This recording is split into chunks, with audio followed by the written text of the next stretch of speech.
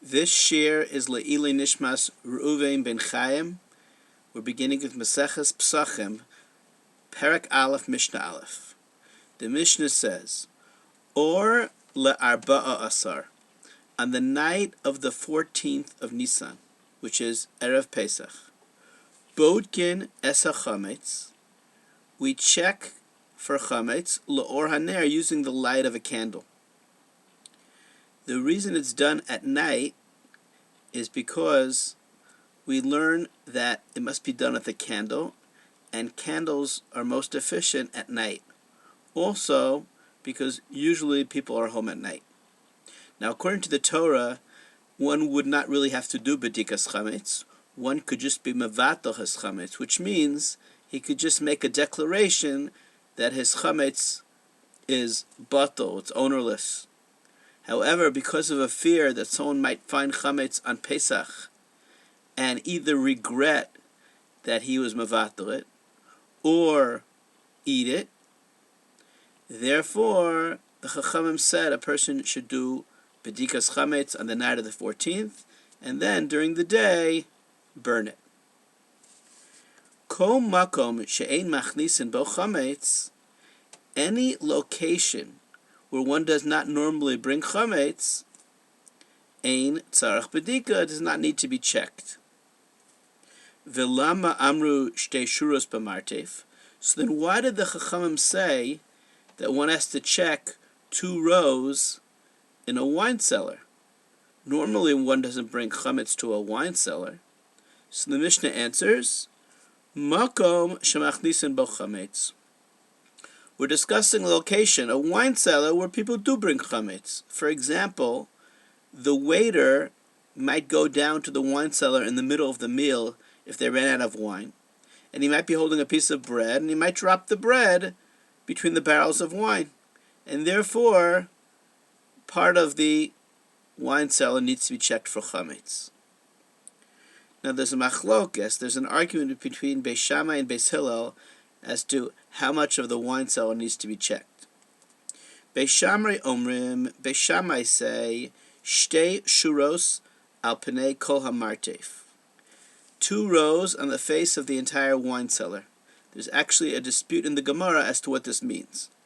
Imagine you have 10 barrels side by side, on top of them another 10 barrels, and on top of them another 10 barrels, all the way up to the ceiling. Let's say 10 by 10. Behind that, there's another 10 by 10. Behind that, there's another 10 by 10. It just keeps going back all the way to the end of the wine cellar. So one opinion is that you have to check between the whole front row that you see, meaning those first 100 barrels, plus the whole 100 barrels behind them.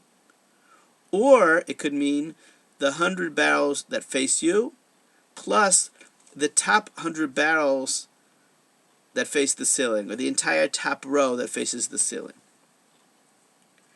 Beis Hillel omrim, Beis Hillel say, Shtei shuros hachitzonos shehein ha'elyonos. You only have to check the 2 outer rows, which are the upper rows. Again, there's 2 opinions as to what that means. It either means when you walk into the wine cellar and you see those 100 barrels, just the top 2 rows, meaning the top 20 barrels, or the top 10 barrels, and then the top 10 barrels that are right behind those 10. So either way, it's just going to have to be 2 rows, either the top 2 or the top 1 and the one right behind it. So to summarize this Mishnah, there's an obligation on the night of the 14th of Nisan, Midrabanan, to check for chametz. You only have to check where you normally bring chametz. You need to use a candle. And there's a machlokas between Beis Shammai and Beis Hillel how much of a wine cellar needs to be checked if we're dealing with a wine cellar that sometimes chametz is brought to. Now we're going to learn Mishnah Beis. Ein chosheshin. We do not have to be concerned, Shema gerira chulda, that maybe a weasel dragged some chametz, mi bayis lebayis, from one house to another house. In other words, you checked your house for chametz, and now perhaps somebody else's house, which was not yet checked, had chametz. A weasel took chametz from that house and brought it to yours. We don't worry about that. Umi makom l'makom, or from one place to another place. Di'imkein, because if we were to worry about that, then mechatzer lechatzer, then you have to be concerned that maybe it was brought from one courtyard to another courtyard, me'ir le'ir, from one city to another city, and then in l'davar sof, there would be no end to the matter. There would be no way to be sure that there was no chametz. And therefore, the Chachamim did not make any gzeira at all on such a matter. Once you check your house, you're good.